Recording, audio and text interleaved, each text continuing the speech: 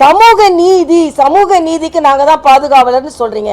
இன்னைக்கு வரைக்கும் வேங்கை வயலுக்கு ஒரு தீர்வு கிடைக்கல. சட்டம் ஒழுங்கு நல்லா இருக்குன்றீங்க.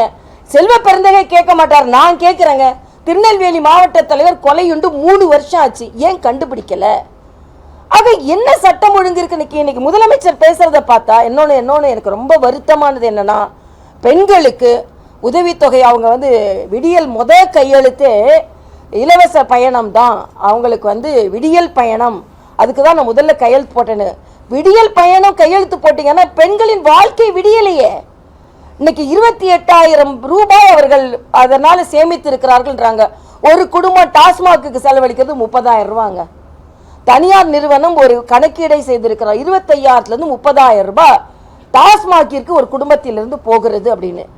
அதே மாதிரி 24,000 ரூபாய் நாங்கள் உதவித்தொகை கொடுத்ததுனால 2 வருஷமாக தான் கொடுக்குறீங்க, அவங்களுக்கு அதனால் பலன் பெற்று இருக்கிறார்கள் என்று சொல்கிறார்கள். ஆனால் இன்னைக்கு டாஸ்மாகோட வருமானம் 49,000 கோடியை தாண்டி போய்கொண்டிருக்குது. எங்கிருந்து வருது?